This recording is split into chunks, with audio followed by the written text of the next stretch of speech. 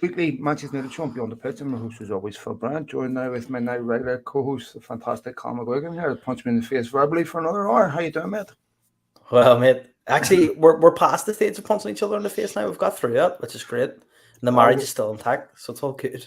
still intact, just about. Except We're not a sexless, loveless marriage, but I'm sure let's plenty not out get there into can that. relate. Too many Brazilians run around the club for that now. I don't know. You can keep members out to yourself. It's been a long time since I've done one of those. But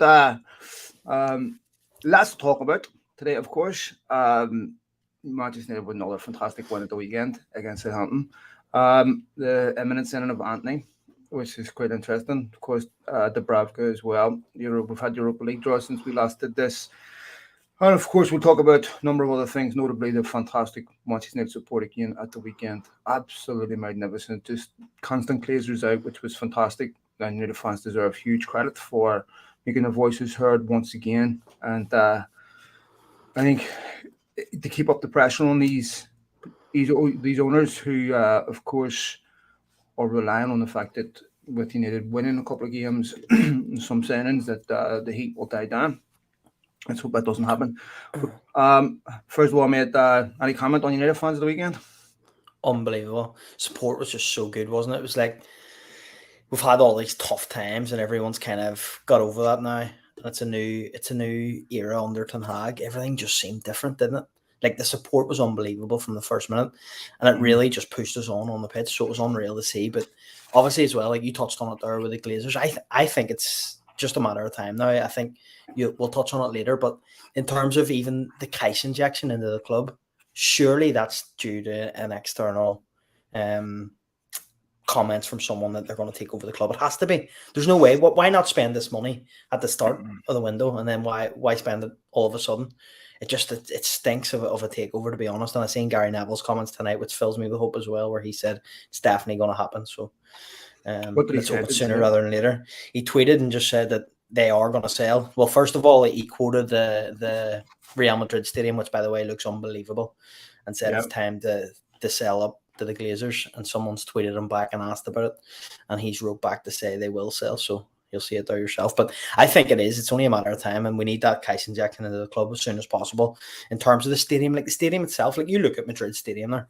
Madrid Stadium is unbelievable in that video. That's what we should aspire to have at Old Trafford. And because of the Glazers, we haven't got that. I think any other owner really, well, most owners, we would have that by now. No, I completely agree. And I think you judge good owners not by how they invest in your team. You judge good owners by how they invest in things that aren't visible, that aren't easily monetized and marketed and prostituted all over the world. The non-sexy things like investment in a stadium. That to me shows commitment from owners that they're going to be around long term, that they care about something other than what they can take out. Investment in the infrastructure completely and making Manchester United not a better team, but a better club. And I think that is, obviously there's other aspects of ownership that aren't distasteful. I mean, I don't care what anyone says. To me, my entertainment is not more important than someone else's human rights. And Manchester United owners, let's have it right. They've taken money from Saudis. They've invested politically in very, very dubious individuals. They're not moral bastions at all. And they would have no problems taking money from despot regimes, none whatsoever. So I'm not saying that Manchester United owners are any better than anyone else. They're not. But they're not despots. They're not out there asking for, people of different sexual persuasion to be thrown off buildings or decapitated or human rights being violated. And I know that makes some people uncomfortable, but I really don't care. If it makes you uncomfortable, but yet show no empathy to the victims of this, then it makes you a scumbag. I'm sorry. And the people who wouldn't care, let's be honest, lots of United fans wouldn't care if we were taken over by some type of oil baron, no matter what their human rights record was, as long as they were banned a striker or a midfielder that you wanted. That's a reflection of where we're at in society. I think as well, though, it's important that 90% of prospective owners we're not going to be happy with. It's very few and far between where you get an owner that you're going to be happy with. And I think as United fans, we need to understand that, because it's been a while since we've been taken over, obviously, by the Glazers, which is something that we didn't want to happen whenever it happened. Well, we did want it to happen, but then we realised, and we've seen their true colours. But at the end of the day, there's not many football owners out there. Can think of a couple maybe the clubs do like, but there's always some sort of, it comes with baggage. And I think it's important to remember that with any prospective owner that we end up with. Truthfully, it's a job for football governance to make sure this doesn't happen. But they don't care, because it's about money. And I completely empathise with fans who just want to love and support their football club, and it's not within their control who owns it. I totally understand that. I mean, I'm faced with that dilemma every week myself. How do I square supporting my football team with the inescapable fact that supporting my football team supports the owners? And it's very, very hard to divorce yourself from both. Some people manage to do it and went to FC United. I have nothing but respect for that. And for some people, supporting Manchester United is zero sum. If if I say delighted to see Manchester United win today, someone's going to tweet me and say, "Fuck you, Glazers out." That didn't take long before you stopped. You've got to be able to do both. I can still support and love Manchester United and want them to win and talk about them as a football club and talk about the things that are important to fans, but also I shouldn't have to lace every tweet with Glazers out. Of course I mean Glazers out. Right? Of course I want them out. But you still have to be able to talk about the football club in another way. That it doesn't imply, well, if I celebrate a signing or I celebrate the team doing well, I'm therefore endorsing the owners, which is total nonsense. Let's talk about the game at the weekend, because if you go back to the Liverpool game, mate, one of the things that stood out for me, 2-1. My mind immediately went to last season when United had a 2-goal lead and threw it away. Just thinking of Leeds, right? And I ended up winning that game. That was the last time they won away, I believe. Think about Villa. I think about Norwich. Games like that where United went 2-0 up. As soon as they conceded a second one, because mentally they just collapsed. They didn't do that against Liverpool, despite the fact that they would have been forgiven for doing it. Confidence was actually obviously fragile. Don't trust themselves yet. They don't trust that what they're doing on the training pitch is bearing fruit on the football pitch. They showed resilience in that last 10 minutes, and I think the new signings were key to that, because they haven't quite been infected in the same way that players of last season were. But then, and I said this on last week's show, I remember United beating City and Solskjaer being asked something along the lines of United for real.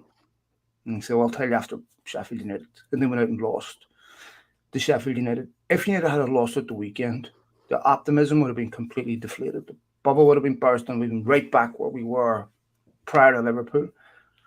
They once again showed resilience, defended, clean sheet, all the things that have been missing with Maguire back there. I don't want to pick on them. I'll let the game do the talking. So important for United to build on what they did against Liverpool, and I felt they did. Well, I think you touched on it there, and I've been very supportive of Maguire on this podcast, but I think if we were 2-0 down, Maguire's at the heart of that defence, and we concede one, we concede another, because panic sets throughout the team, and you've seen how calm Varane and Martinez were together. I think, to be honest with you, Maguire in that defence, we're going to concede again. It's simple. He needs his time away. He needs his time out. He needs his time to consider himself, to understand that his performances haven't been good enough, and what it takes to be a Manchester United player. Because Harry Maguire's a bit, and I have supported him on this podcast, and I'll continue to support him. And if he gets himself back into the lineup somehow, then great. I don't know if he will be able to be honest, with these two at the moment. If we end up playing a 3, maybe it suits him better. But Maguire needs to understand what it takes to be a Manchester United player. And he's had a bit of he's been thrown in at the deep end in terms of he probably should never have been captain. Even look at Elanga, for example. He's another one who's been thrown in at the deep end. I think it's important to realise that. Ranić used Elanga because he had no one else. Elanga was never ready for the first team whenever he was thrown in. He's still not ready. Yeah, I tweeted the other day about he needs a loan. He needs to go to Ajax. He needs to go to someone like that where he can play for a year. And I think he's another one, for example, like his finishing is not there. At the highest level, he's never going to make it at Manchester United with his finishing at the moment. He needs time out. And I think it's important to realise that some of these players have been fast-tracked. I'm not saying Maguire's been fast-tracked, but what I'm saying is Elanga, for example, has been. And there's players out there, for example, someone's comment there, he's a limited player and shouldn't be starting games. It's true. He is a limited player and he shouldn't be starting games, but we're in a situation where he had to start games. That isn't his fault. I think, I don't know, I haven't seen enough of him to say whether he's limited. I mean, certainly he's limited in the sense that he's a long way from the finished article, and I would agree that he shouldn't be starting games United. If this is obviously part of the reason why Antony's being brought in. I think what he does is he gives United a lot of energy when they press up front, which United need, and it's part of the reason why Ronaldo hasn't played since Brentford. So I think that he plays. If Martial had been fit, I don't think he plays, right? And that's another big problem for United. So I look at that and I think to myself, he's a good player. He's a good young player. The pressure United is unbelievable. He needs to be able to make mistakes. He needs to be a young player to go out and make mistakes and have to learn from them. And he needs to be in an environment where he's not under constant pressure. I mean, you take a look at the utterly bizarre criticism that United, provoke from people that honestly, it's borderline pathological weirdo. The fixation on Lisandro Martinez's height. Can the guy defend? That's all that really matters. I don't care if he's 4'1". Can he defend? And this is where we get lost in unimportant metrics about players that we defend them by things. You can score 40 goals. Can you press? I mean, maybe not, but I'll give you 40 goals. Yeah, but can you press? Because, in modern parlance, that really all that matters. Some fans would rather their club sign young players than seasoned players because of the football manager phenomenon. Right? Some fans are more fixated on who their club sign than whether they win or not. Right? I assume it's part of the football manager phenomenon. I don't know whether it's my age, Colm, but with every United signing this summer, I've kind of, not that they're not good signings, just that it just doesn't interest me in the way it once did. I used to be fixated on this myself. Now there hasn't been a single signing this summer where I've been like absolutely buzzing. I just want pragmatically good signing and good player. And maybe I'm just getting old, but some of the things that I see online really infuriate me. And I'll tell you the thing that bothers me the most. The absolute lunatics that are fixated on Solskjaer, right? There could be an earthquake in Bali, and somehow it was because you supported Ollie. Now, let me make this clear. I support every manager because that doesn't mean I won't say after a while, and I said at the end that Solskjaer needed to be sacked, just like I said that with Mourinho, because I support a football club. Okay? My support isn't conditional upon who is the manager. And if yours is, we have nothing in common. I support Manchester United. If you can suspend your support for Manchester United because you desperately want Ole Gunnar Solskjaer sacked, you and me have nothing in common. Absolutely nothing. And I would say you have nothing in common with most United fans either, because that is ridiculous. And these people that constantly tweet this stuff at me, I will block you for this eventually, because it is just, again, pathologically insane. I mean, your girlfriend gets shagged tonight, is it Solskjaer's fault? I'm serious, mate. These people are lunatics. Everything comes back to Solskjaer, and I'm like, buddy, we've had a couple of managers since then. He's going, relax. It's okay. You can come out from under the bed now. I obviously supported Ollie as well. I think his time ran out. Unfortunately, he's a legend of the club. Always will be a legend of the club. Especially for what he done on the pitch, but even as a manager, he done good things, and there was obviously great times that Ole gave us as well. So we'll have to remember that. But I don't know, these people online, I don't pay much attention to them, to be honest. But I want to touch on a point that you made there in terms of people fixated on Lisandro Martinez, and I don't even think it's about being fixated on Lisandro Martinez. I think it's like the narrative where TalkSport and these type of shows, Souness, for example, have this thing where they know they get clicks from talking about Manchester United. It's like me and you could say something completely outrageous on this and we'll get a lot of clicks. He understands if he continues to do it. He understands if he continues to do it, they get more views, they get more clicks, they get more people talking. And he is a wind-up merchant. He's notorious for being a wind-up merchant towards Manchester United fans. So the amount of energy that we give him probably allows him to continue. So I take everything he says with a pinch of salt. Most of these pundits are the same because anything Manchester United do is under the microscope. I think as a United fan, you have to realise that everything is. You've seen it this summer, the media frenzy around every signing possibly coming in and out of the club. I truthfully don't think there was any way United were ever going to sign Arnautovic. Well, Whether the fans went nuts or not, I don't think it was ever going to happen. And I think it's just a media frenzy around everything that happens at Manchester United. And Souness is just a prime example of someone who just does it for the clicks, does it to be a wind-up merchant, and we all just bite. That's what it is. We all bite every time he says something. We're all straight down his throat. Just let him be. He'll continue to talk about United forever, especially when Liverpool are getting beat 2-1 last week and he's nothing positive to say about them. Well, maybe Martinez is his new Pogba. I don't know. Unbelievable story, by the way, with Paul Pogba. It's my colleague Zach Lowy was on Good Morning Britain this morning talking about. As for Arnautovic, people who are better informed in United than me told me that there was 100% genuine interest in him. I just think it's truly unbelievable how United have gone from Arnautovic and Rabiot to Antony and Casemiro.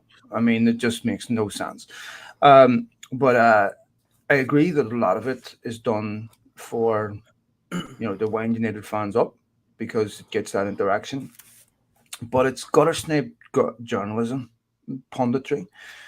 We don't allow people to attack other human beings on their looks or their accent or things like that for a very good reason. And the fact that it's normalized and allowed is quite despicable. And I thought Laura Woods, who to me is one of the best pundits out there, best journalists, whatever you want to call her, she's absolutely fantastic, makes a really great point today about the policing of celebration when it comes to fans. You're not allowed to celebrate a win. Yet every day we're fed this narrative that the Premier League is the most competitive league in the world, but don't celebrate against this team or that team or this team or against that team. Let people enjoy their football team. Let people enjoy life. Stop giving people a reason to be miserable. Give them a reason to be happy. Right? I don't care if they beat Accrington Stanley in the FA Cup. Enjoy it. And I even see this with United fans. Yeah, wait till we play this team. Mate. Yeah, and when we win that game, yeah, well, we need to win it 10 times before I allow myself to be happy. Wait till we win the European Cup. Wait till we...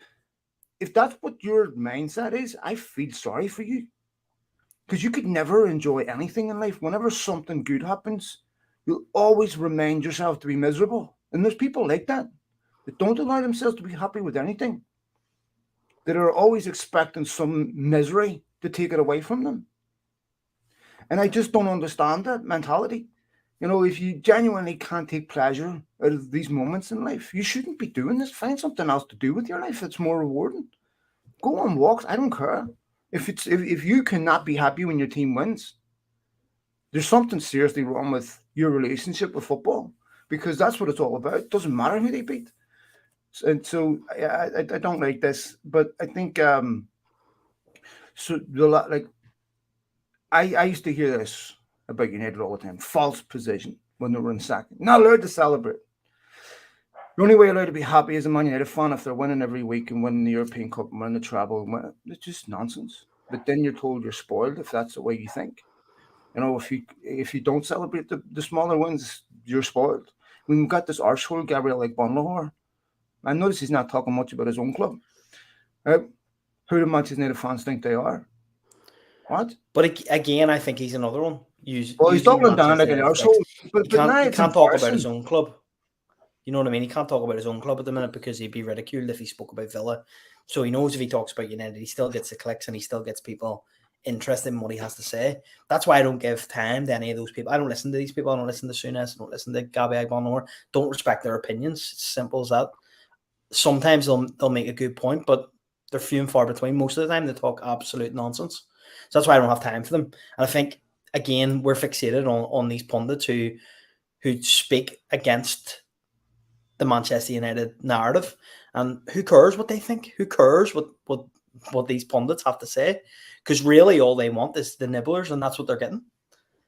By the way, Lisandro Martinez, I must make one point. So, my wife said the family's all Hispanic, right? And you should see their face whenever someone says Martinez. Martinez. They want to explode. Yeah, it's so funny watching their face. They get really upset at that. It is Um, Martinez, though, isn't yes, Martinez is the correct pronunciation. Like Martinez. it? Oh.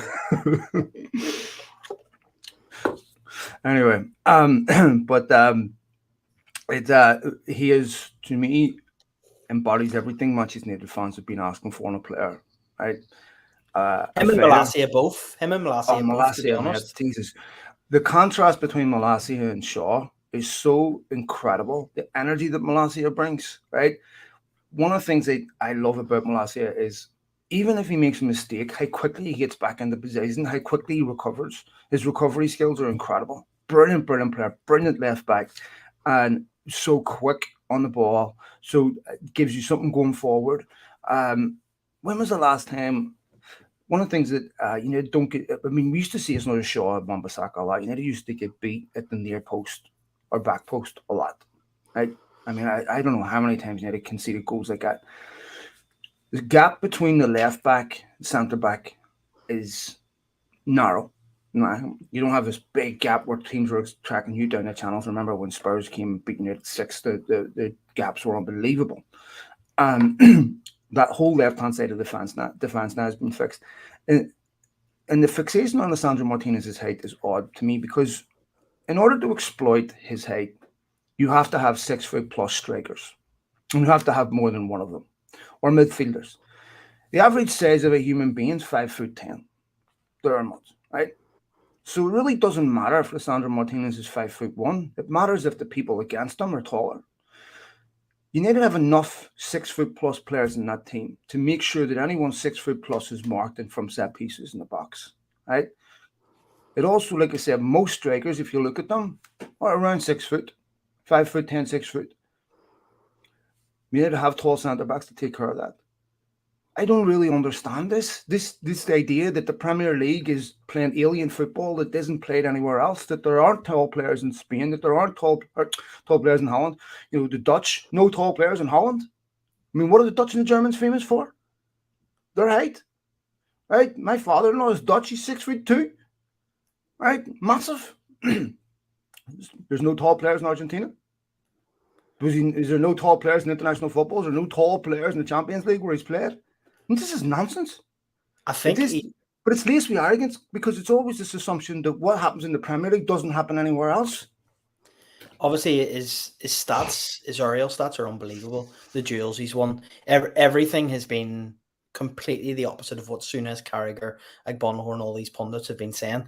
However, like if you just watch him on the ball, how good he is, how calm he is, how composed he is, he sets that throughout the team, and I think that's the difference between him and Harry Maguire. Harry Maguire instills panic amongst everyone else because he's rash, he panics, he's not comfortable, he's not confident on the ball, whereas Lisandro Martinez is, and up alongside someone like Rafael Varane, he flourishes in that role. Again, with Malacia's just tenacious. He's everything you want in a fullback. Luke Shaw, unfortunately, he's past it. Luke Shaw once was Malacia. He once was, 6 years ago, he was Malacia. It's different now. Luke Shaw just hasn't got it anymore, and I think it's the realization of that for Luke Shaw and Harry Maguire. Maybe this is a good thing for them that there's this competition there, which is real, genuine competition. Where Luke Shaw, you're actually the number 2 left back now. Harry Maguire, you're not a starting centre back for Manchester United. You can't just walk into the team anymore. And I think I go back to the point where you made at the start of the season, where Ten Hag made one wrong decision, and that was giving Maguire the captaincy still.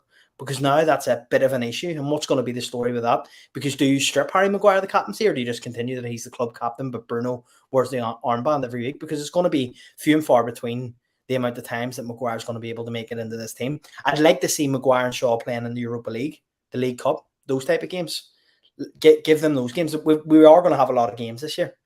So it's a possibility that happens. Here's the thing to Maguire and Shaw. And by the way, just to finish up on Martinez, you're right. Martinez is better than Biggles. So let's just leave it there. Right.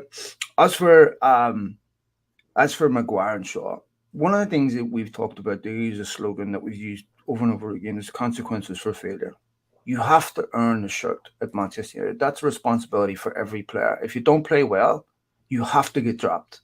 You can't be allowed more than 3 bad games before you get hooked. You need the options to do that. So because it says two things to the player. One, there's consequences for being the way you are, and two, to get back in the team, you need to vastly improve. For Maguire to get back in the team, he has to be better than Martinez, right?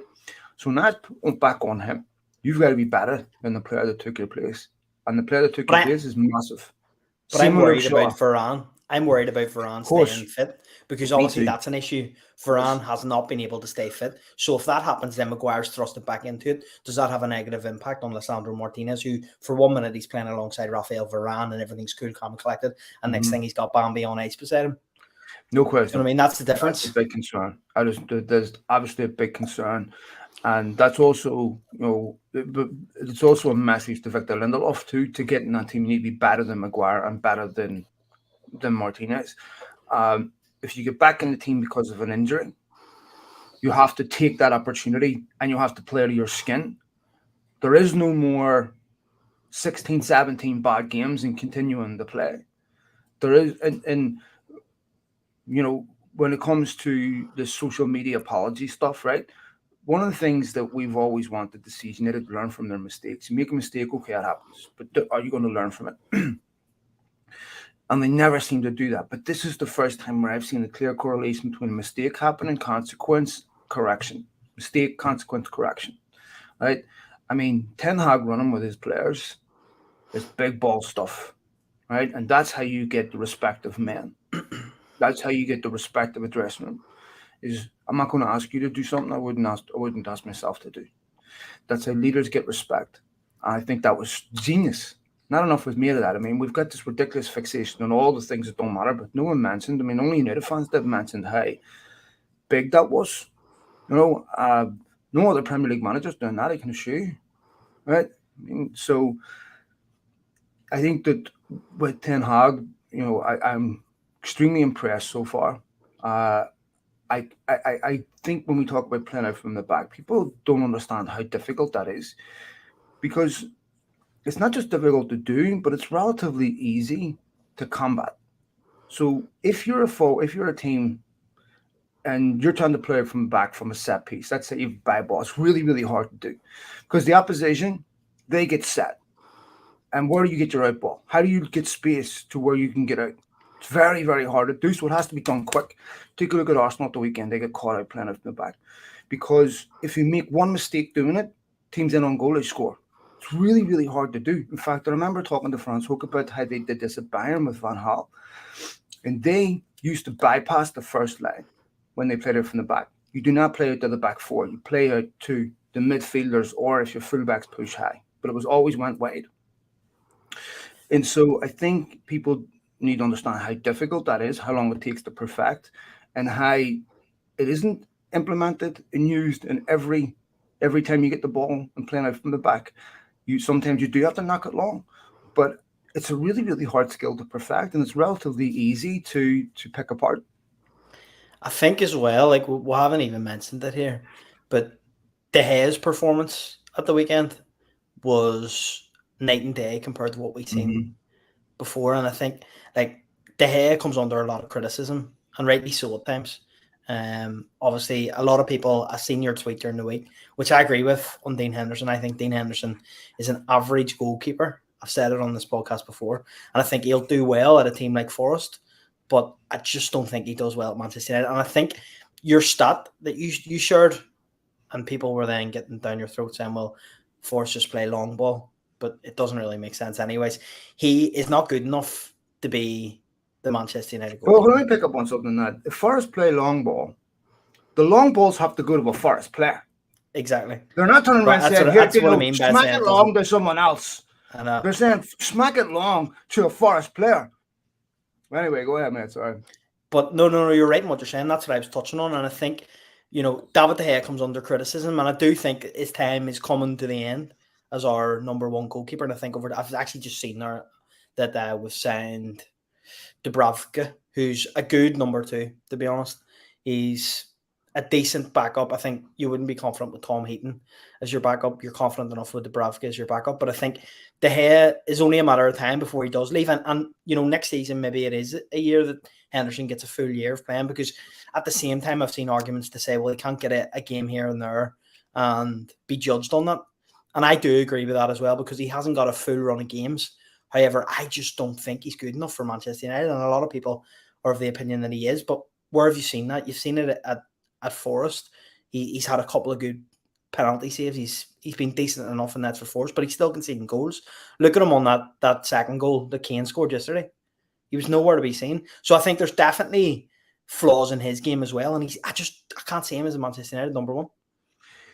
Another thing, because it's a good point, there are so few really top goalkeepers about. Now, we saw Edison at the weekend make a major mistake. Same mistake that Lawrence Karius made in the European Cup final when he threw the ball to Benzema. That was a goal. Right? Edison threw that ball. That should have counted. Great. He's good at his feet. Well, not a great shot stopper. And so I saw that 3-8 against Newcastle. Not great. And I'm sitting there and going, it's really hard. To me, the best goalkeeper in the Premier League, and I have to say this, through good at is Alisson. That's good enough for Manchester United to me. I would say I'd say Ederson's better than Alisson. I would disagree, but you're fair enough, man. I would say Alisson, right? I think Alisson's bigger. I think he's got more to his game than Ederson. I think he's as important to Liverpool as Van Dijk is, and I think arguably more. And I think you saw that European Cup final when Karius was in goal. The difference between a good goalkeeper and a bad goalkeeper is the difference between winning and losing the game. And I think I can't really think of too many mistakes that he's made in his time at Liverpool. I think he's been excellent. But anyway, that to me is what a Manchester United goalkeeper is, of someone of that level. And I also think Henderson, the interviews he's done since, there's talk of him being disruptive while he's in at United. I just don't think he fits the bill for a Manchester United goalkeeper. De Gea fits that bill at the moment, and it's great, but I do think it's time coming to an end, and we are going to have to invest. And I don't know who it's going to be, because, as you said, there's not that many top goalkeepers out there. But if you can get someone like an Alisson or an Ederson in, then it's going to be great. But if not, we're going to have to roll with Dean Henderson. And I just don't know if it's a good idea. Well, I don't know either. I think for United, one of the reasons why this summer is key is they need to make sure that whatever players they buy this summer, they don't need to replace again next summer. Because this is one of the reasons why United can't address their striker problem. Because every time they need to buy a striker, they have 5 or 6 other needs too, and the budget just doesn't support it. So they go and we still need a right back, we still need this player, we still need that player, and then we'll do it next summer, and we'll get somebody in on loan, or we'll get somebody that doesn't bust the budget to do us the titles over for a year. Strikers are the most expensive players in the game, and they're hard to get. And the top ones don't want to go to clubs not in the Champions League. That's just a fact, because they don't have to. So it's really important that the players they bring in this summer work out. One of the reasons why I commend the club on Casemiro, too many times the football clubs focused on all the wrong reasons to sign a player. What's their resale value? What's their age? What's their commercial capacity? Casemiro is a football signing, because not a commercial signing. They're not worried about resale value. They're worried about someone that can come in and make an impact right away on the football team. Not the commercial department, not anything else. That's really, really important. That's encouraging. The only thing that would concern me about Dubravka is United need a goalkeeper who isn't content with being a number 2. I know people pointed at Henderson, but I still don't think even if Henderson took the hair shirt, you'd see a massive contrast from what you're seeing right now.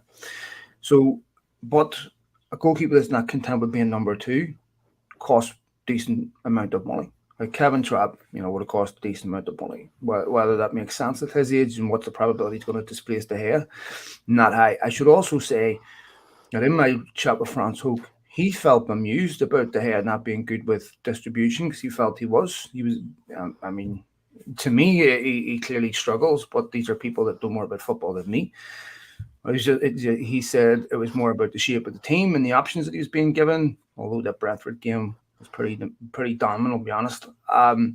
So, look, given United's other needs, I would prefer they spent most of the money on Antony than compromising on what you need as a forward to also get a decent forward and a decent keeper. I'd rather get a very good forward and a decent keeper than a decent keeper and a decent forward.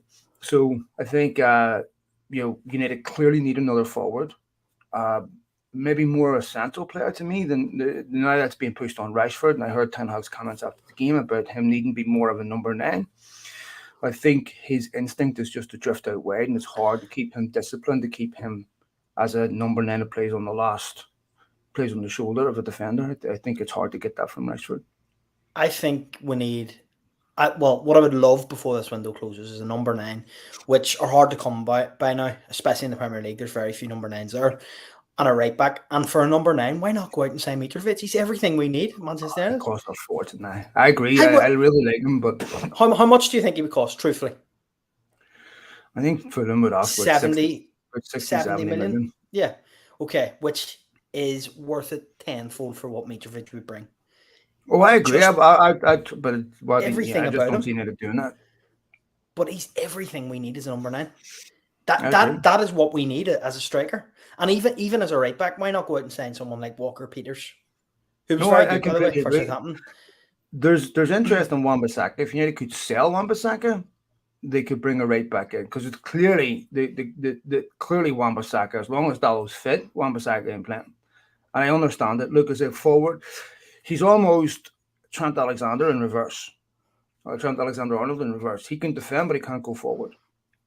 He's a very, very good defender. So where Wan-Bissaka is going to get game time is in games we United are winning and trying to hold on. How many times is that going to happen a season? 10 times a season? You know, that if you want to be an England international, if you want to be in playing regular football in your prime, which Wan-Bissaka should be, that's not acceptable. You need to move on. And I think for United, if they could loan him out to Palace with an option to buy at the end of the year, you know, the problem for that, of course, is United will need the money to sign a replacement. But we need to have a replacement then before we get rid of him. Because you can't completely agree, because there is no obvious other right back at the football club. And I think you do need to move Wan-Bissaka on. I think if Chelsea had made a significant offer for Harry Maguire, I would have sold him and brought in a replacement. I still think there's players out there you could have gotten even on loan for a year until you adjust it next summer, because I don't ever see Harry Maguire becoming a top-level player at Manchester United. I think that is gone. He's in a really weird place right now, because he's being asked questions he's never been asked in his career. And I really admire Ten Hag's courage to turn around and make decisions that other managers shirked from, that should have made these decisions. Now, he has the options to make changes, but I really admire the fact that he dropped his captain after 2 games. He dropped Ronaldo, right? Which made the argument that Simon Jordan made that he just dropped him against Liverpool because he wasn't fit, utterly ridiculous, right? Which I can assure you that it was nothing to do with his fitness. I can assure you that. It took big balls to do that, because if you get it wrong, it backfires on you massively. He's got it right. And we often say one of the first things a new manager has to work out is his best 11. Ten Hag knows his best 9 right now. Well, I agree with you on he knows his best 8 or best 9, but really, like, for example, I think Ronaldo will start on Thursday night against Leicester. Whether he should or not's another thing, because we've looked better without him. But I do think he'll start. I think Antony's not going to be ready. I think Martial, we don't know if he's injured or if he's not, if he's able to play, right? So he's still, I think it'll be Sancho, Ronaldo, and Rashford. Why do you think he's going to start Ronaldo? I just feel like Ronaldo is the type of player that in a game against Leicester, he thrives on, because Leicester, it's not going to be a game where it's not like the Liverpool game. It's not like these games. We're probably going to have most of the ball against Leicester, I would imagine. Leicester have been very poor. There's calls for Rodgers, obviously, as well, to get to be sacked. There's a lot of pressure on Brendan Rodgers. I have a feeling Ronaldo plays on Thursday night. Whether that's a good thing or not, I'm not too sure. 6 weeks ago, I would have told you, yeah, play Ronaldo every day of the week. Now I'm under the impression, no, I don't think so. You're going over to the Leicester game, aren't you? Yeah. Going over to Leicester, and then Leicester away, and then you're going over to the Palace away game, right? Leicester and then Palace away. Looking forward to that. Been a while since I said I'm looking forward to United playing a game of football. Leicester, our football club, in unbelievable trouble. Haven't sent, other than Alex Smith, he sent one player, trying to get some lad in on loan from Germany, from Schalke. A football club that about to sell Wesley Fofana. and I can't see Brendan Rodgers sticking around there too much longer without proper investment. Really bizarre what's happening in that football club because all the investment and infrastructure has been incredible. I wonder what happened there. I think it's FFP what they had to comply with. It was something to do with financial fair play, wasn't it? But even if you're looking like they were trying to get rid of Madison, they haven't got rid of him. They're getting rid of Fofana for 70 million, which, by the way, if Chelsea are spending 70 million on Fofana, why have they not spent 70 million on Maguire? But this is why, to me, it's so unfair what Manchester City have gotten away with. Because they signed up for rules they never kept. And they said, forget financial fair play, we're going to do what we want. But other clubs have to comply. It has a very serious, legitimate material cost to them. Unless they're in trouble, they wouldn't be in if they just did what Manchester City did and said, we'll do what we want anyway and we'll just spend. Everton have had to do that when they brought Robert Benitez in. They had to comply with the FFP. They couldn't let him spend money. And you're looking at this and you're going, but Manchester City and the obsequious coverage of this, is despicable to me. I mean, okay, I'm a United fan. I respect that what they do on the pitch is fantastic, right? But they cheated. Financially, they doped to the eyeballs. None of their revenue is legit. Most of it is not legit. We saw what Der Spiegel said. We saw what was in those emails. But where does the buck stop then? Well, I mean, here's the thing. It's hard to litigate this in court, right? This is one of the things that UEFA have a problem with. Also, UEFA are petrified of another Super League. So the big clubs generate the most revenue. They make the rules. That's the same in every walk of life. Politicians, wealthy people, they make rules that don't apply to them. They apply to you. Laws are weaponized against people they don't like. That's what primarily they exist for their purpose. In football, a little different. But clearly, the big clubs make the decisions here. And UEFA are beholden to revenue. And so they can't have that without bending over. I mean, the new Champions League format is a concession to the Super League. Do you like that format? No, and European football has a massive problem. Massive problem. And when you take a look at Bayern Munich winning 10 leagues in a row, winning games 7-0, you see Liverpool winning 9-0. You see Celtic winning 9-0. These things shouldn't be happening in professional football. Right? There's got to be competitive balance in the league. If that happens on a Sunday league team, we can understand it because there's massive differentiation between the quality of the teams. But the best league in the world, the German league, which was once admired for being one of the best leagues in the world, what's in it for a Schalke fan? What's in it for a Bournemouth fan? Because they're essentially watching more than one league. They're in a totally different league. I mean, I know what it's felt like to be a United fan for a couple of months. I wanted to walk away from football. It was so disheartening. I was going, why am I watching this? I could derive no pleasure from this. It's just pain. And I'm looking at this and going, European football needs to find competitive balance quickly before it starts to lose its audience. And look, I think WWE does a great job of high scripted outcomes. As long as it's based on entertainment, you can still retain an audience because we're not far away from that. I mean, we're not far away from games that are not even competitive anymore. They're just looking, going, why am I watching this? If two people playing down the street, I'm pulling the curtains because I don't want to watch. It's not that I have no interest in football. It's just I have no interest in watching this. Because there's to retain the interest of an observer, there has to be plausible potentials. And if there's no plausible potential, most of the times I don't watch reruns of games because I know the outcome because there's no surprise factor. This is what's happening. And football needs to seriously waken up about equitable distribution of resources across football clubs and other leagues so that we don't have this nonsense every week. But is it fair to say that, you've touched on Liverpool there and Bournemouth, there's such a big jump from the Championship to the Premier League and to someone that's close to winning the Premier League for the last couple of years. So is that not a reasonable enough gap? Well, mate, for you to say that you think it's not good for you, it's not good to watch that. is that not just show the levels and what Bournemouth should aspire to be at? I'm not saying Liverpool or anything special, because they're not. They were obviously terrible against us and got beat 2-1. But there's levels to the game. There's levels to the Premier League. We're on a different level to Bournemouth. There's different levels to each team in the Premier League. So it's not fair to say that these results will happen every now and again, especially with a newly promoted team. I know you touched on Celtic there and Celtic and Dundee United, but there's a difference in those two clubs. There's a difference in the level that Celtic can compete at and the level that Dundee United can compete at. And that's evident because Celtic are in the Champions League group stages. Is that not just because of the geographical nature of where Celtic are? It's unfortunate that they're in the Scottish Premier League. They're probably too good for that league. Mate, because no one outside of Celtic and Rangers are going to win the league. Dundee United won't beat Barcelona in the final. Right? Yeah, but how many years ago was this? But this is what I'm talking about. There was competitive balance at a time when there was equitable distribution of resources.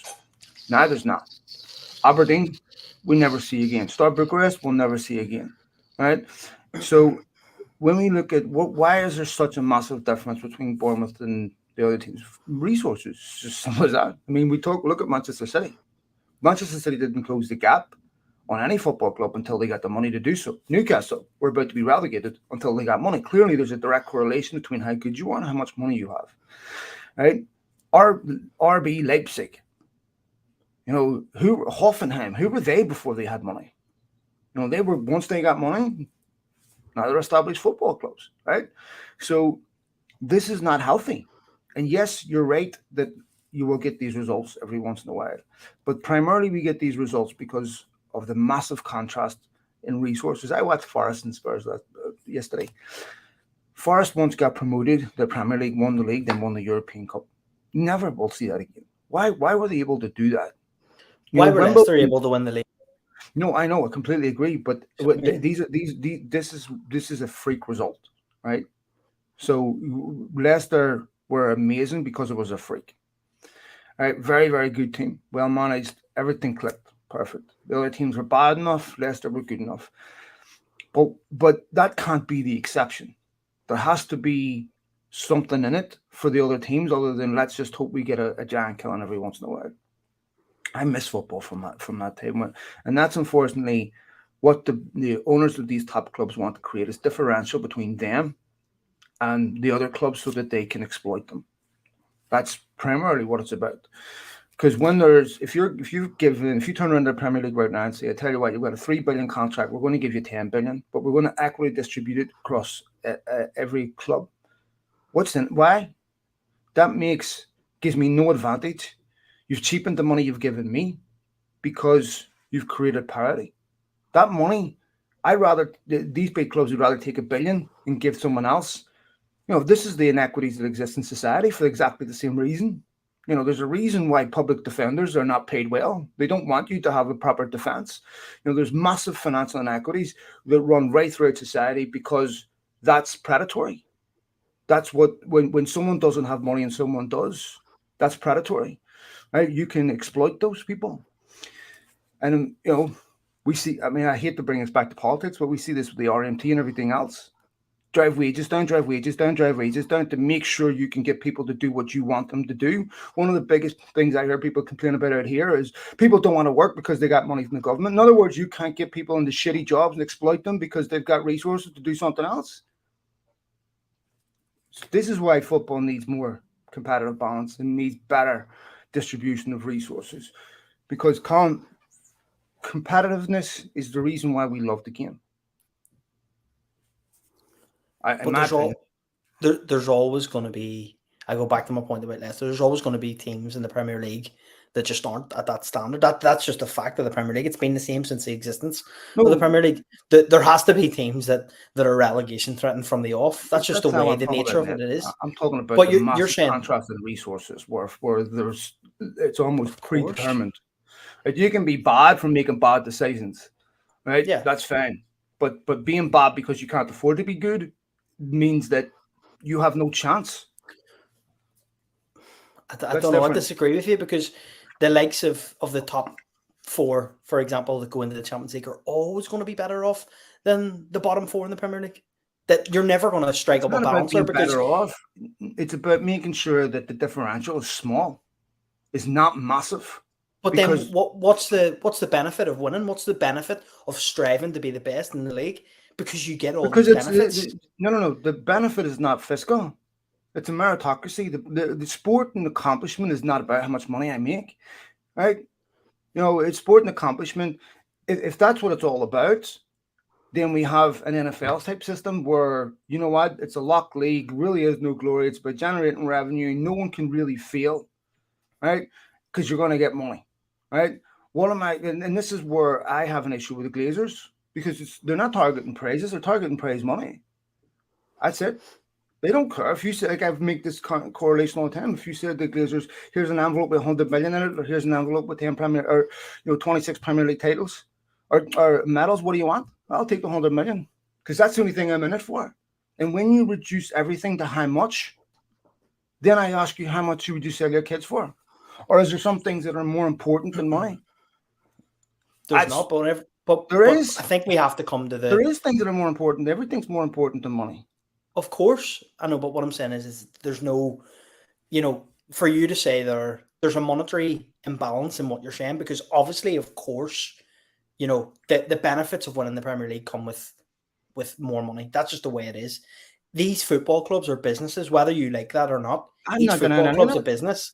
So for you to say that Man City, for example, who win the Premier League, should have the same resources as Forest, who have just come up, to me, no, I didn't say ludicrous. They should have the same resources. Please listen. What I'm saying is that the differential shouldn't be massive. Of course, there's going to be differences in revenue and income. There's always been. But so why should it not be? Why should the differential not be big? Because I'm going to explain this for you for the last time. If you have a massive differential, you can too get the person that has no resources to do whatever you want. That's not healthy.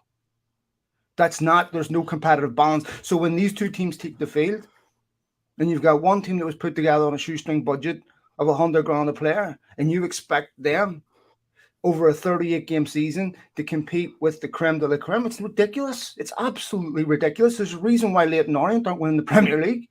Because they don't have the resources. Okay, if Leighton Orient were bought tomorrow by an Arab sheik, how long do you think it would be before they'd be competing in the Premier League? I would say consecutive promotions every year. Okay, but basically what you're saying, and I don't want to put words into your mouth, so you can tell me if I'm wrong in suggesting this, right, is that you think the European Super League's a better idea because it's more competitive and all the teams are at the same. But all of them teams have the same resources at the same levels. They're not. That's not what I'm saying. They're taking those resources from other teams. That money's coming from somewhere, right? So if we've got 10 teams or 15 teams in Europe taking 99% of the revenue, what happens to the other clubs that relying on the 1%? They're finished. I understand what you're saying, but look, at the end of the day, I disagree. I think there's always going to be a difference in the top of the Premier League. I'm not talking about there always being a difference. I'm talking about the size of the difference. No, and that's what I'm saying. There's always going to be a massive size and difference because some of these teams at the top of the Premier League are playing Champions League football year in year out, whereas the likes of. But that's because they have the money to do that. That's because they have the money to invest in their team. So it's now essentially predictable who's going to finish. We're talking about top four. There's 6 teams can finish top 4. You think that's healthy? I don't. I think it's inevitable. Like, it's so, for example, right? It's not inevitable if you have a deliberate contrast between haves and have-nots. Okay, I'll give you an example. Why does collective bargaining exist? Okay, but let me give you an example because I'm not too sure what you mean by collective bargaining. Collective bargaining is when they sit down with negotiate Premier League television, right? And this is one of the things that the Glazers really wanted to end, by the way, is the fact that you bargain collectively as 20 teams. Okay? You don't bargain individually. You don't turn around and say, my TV rates are worth far more than theirs. And the reason they do this is to have competitive balance in their league. So that you don't have a La Liga where you've got 2 teams that can win the league every year. Occasionally a third. Right? Where the rest are going bankrupt. Right? Because they don't have money. So this is what happens. This is what happens to so many football clubs because eventually they can't afford to stay in business. Because so how do you combat that in the Premier League, though? How do you what? How do you combat that in the Premier League? First of all, through collective bargaining to make sure that there's equitable distribution of resources across all of your teams. However, There's now clubs protesting parachute payments because they're a form of cheating. Because now a club can get relegated, take another 100-odd million, and go into a league and compete against teams that have got a 20 million budget. Now, Bournemouth come back up. Most of the teams that go down come back up. How many times Fulham been up? Because they have massive financial resources over their rivals. It's really, really hard. But does that not show you the difference in the Premier League and the Championship in terms of exactly resources? The point I'm making. And exactly, it shouldn't be like that. But should you not be striving to get to that level of the Premier League? Is that not the whole pyramid system of the players who are in the 8th tier who strive to play at that highest level to make the most money possible to change their families' lives? Because that's what it is ultimately. Yeah, but I understand that at some point there's a cutoff financially where not everyone can make the same money. But there's a reason why we have these. If you want to sell a dream to a Norwich City supporter that you're not going to be a yo-yo club, or you're not going to constantly get relegated and promoted because you don't have the money to compete in the Premier League, but you're too wealthy for the Championship, you're going to have competitive balance. I want to see that, okay? I want to see an era back where there were teams that could get there purely on merit. I don't want to see everything that's happened in Manchester City has nothing to do with sport and merit. Nothing. It has to do simply with financial doping. That's it. Manchester City swap for any other 90 Premier League and 90 clubs in the football league. That could have happened to any of them. It would have been exactly the same outcome because for exactly the same reason. Right? That's not healthy. And football needs to do more. It should have a salary cap, first of all. 100%. Right? Because the way these clubs are able to bring, I mean, take a look at what's happening in the PSG. I mean, the rest of the league's meaningless. I know Lille won the league, right? But it's always a question of how bad are PSG going to be bad enough to let somebody else win the league? I mean, it's now the same in Germany. Bayern have to be bad enough to let someone else win the league. But is that not just the nature of sport and sport? No, I think that's a recent phenomenon. It's the last 10 years that's happened.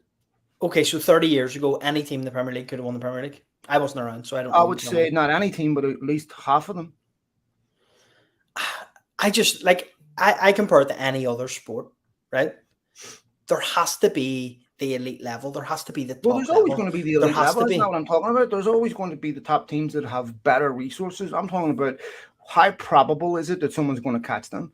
And we'll do this to death. The only way that's happening is if you get resources. I mean, ask Brendan Rodgers about it. You know, I mean, there's a reason why they're not catching Man City. There's a reason why Manchester City are very, very difficult to catch. Do you think Manchester City would be winning the league if they didn't have the money that they had? They didn't have Guardiola? Mate, it's not healthy. Anyway, we'll get to some questions. You got some more questions there? Let me see. Kevin Hilton. It was a great turnout for the protest. Was it a success in terms of how full the ground was? Why was the ground so full? And have the Glazers managed to push back since Monday? So the question about protest and how you rate their efficacy is how they change behaviour. That otherwise wouldn't be present without the protests. There's no question most protests are effective. Every single time United fans want to change, they got changed through protest. So they got change with green and gold, right? They got change with the Super League. They got change with Arnautovic. And anyone who pays attention to Manchester United and how they do business would be an idiot to say that they haven't changed how they do business in the last 2 weeks. I am still confident that they are looking at selling the football club, that they have. I mean, the information that I have, I would stand over my grave. And so I still believe that whatever they're spending, they're confident they would recover in any sale. There's another question here from Thomas Andesner, who said, what's changed since the window began? The circulated budget was a lot smaller, and now that we've opened the pockets, where's the top-up came from? It's a really, really, really good question, because here's the thing, Colm. If you have the money that United have now, the appropriate time to spend that is not the last week of the window. when you need to pay inflated prices for players. The appropriate time to spend that is in June. That money wasn't there in June or July. If it was, they wouldn't be spending 90 million on Antony. They'd have spent it on Darwin Nunez. Right? So they didn't want to do the Darwin Nunez deal because primarily they'd allocated the budget to De Jong. Now, when I spoke to United and they talked about this last week about Antony 4 or 5 weeks ago, the message was the only way we'd go back in for him is if the De Jong deal didn't happen. The Jong deal didn't happen, but the Casemiro deal did. And so something fundamentally changed. And I think after that Brentford game, there was such an issue with Ten Hag and his team is screaming about getting players. And so, one of the things that I read was Ronaldo and Maguire was screaming to get players, and neither of them have played since. I know. Aiden Eagle has asked, do you think there will be another signing if Ronaldo leaves? No. I think that to replace Ronaldo and get a central striker, that's a big, big deal. And I don't think United are going to do that in a couple of days. Obviously, I mean, I don't know this for sure. I did ask yesterday about is this the last after Antony and Dubravka? They said never say never, but most likely. So I don't think they will sign another striker this summer outside of Antony. Just having another look through these. So do you think that there won't be anyone else other than Antony? And this is just me. Antony and Dubravka. That's it? I think that'll be it. I'd be worried if we don't sign the right back. So I agree. Here's the thing, mate. I have two minds on this.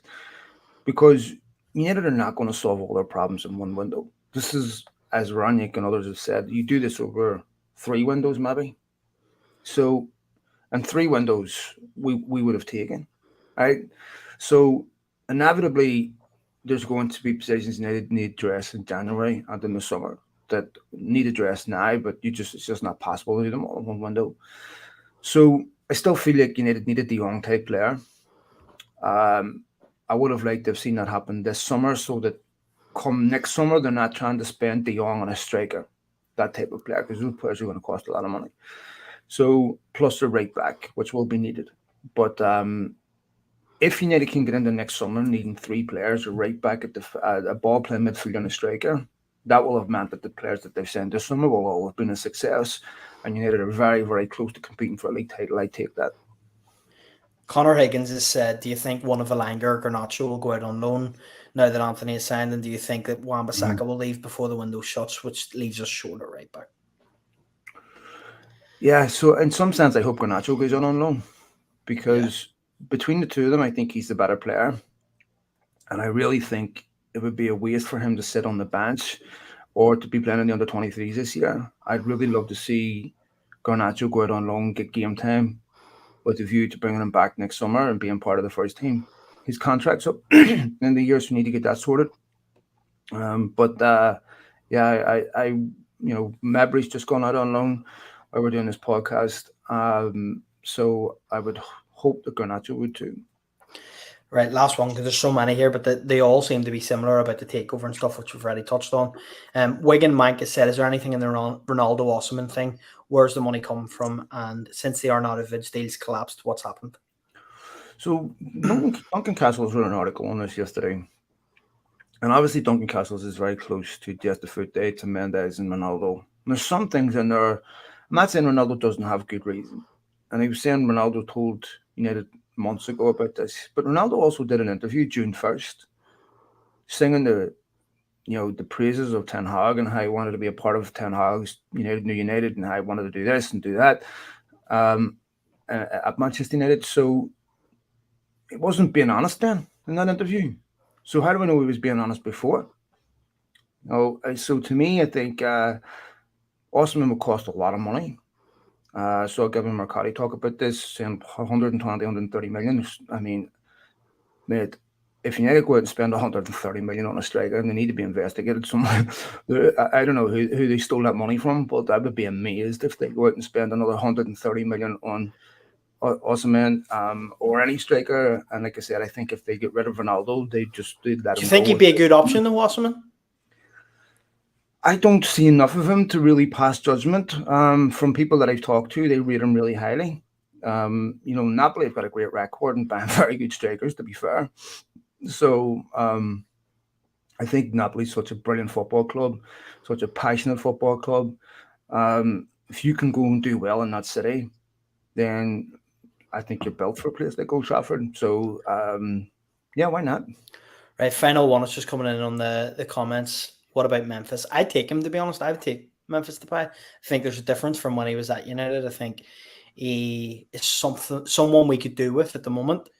I don't think long term he's going to be anything special, but I do think he'd be better than his first time here. Yeah, to me, mate, I think United'd have to have a higher bar than that. He could do a job or he'd be better than the last time. To me, Memphis Depay is a decent player. Would he be terrible? Probably not. But I'm looking at United's front line and going, who would I drop for him? I know people are going to have different opinions on this, but I don't think he's better than what United have. I don't even think he's as good He's as just what United another have. option, isn't he? Yeah, but again, Like okay. a couple of injuries and you're stuck with Elanga. You're looking at Garnacho, so I think it's good to have strength and depth. Definitely, it's good to have strength and depth. But the problem is good players want to play, and they're not going to be happy with I'll just sit in the bench and if someone gets injured or what have you. If you're good and if you're really good enough to come into Manchester United and be an impactful player, you want to play. And it's really hard to get those second tier players. I mean, I bring this up about Dubravka. You need players that aren't happy being on the bench, that are going to push the players in front of them. This is what's now happening to Maguire and Luke Shaw. What questions are you being asked? You're being asked. You're on the bench right now. In order to get back in this team, you have to be better than what's already in there. That's a massive, massive jump from Maguire and Shaw. This is now the standard to get in this team. And so I wouldn't be disappointed if you had signed Depay, but I wouldn't be excited either. All right. All right, folks, we'll go ahead and leave it there. We'll be back again later on the week. Enjoy the Leicester game, mate, when you go over, and enjoy the Palace game when you go over. 2 away games. United are now winning away from home, so hopefully good time it continues. to go. Hopefully it continues. All right, mate, we'll leave it there. Thanks, folks, for all the downloads, likes, retweets, and all that there. Thank you, Much appreciated, and hope all your mental health is good, folks. Take it easy. Bye.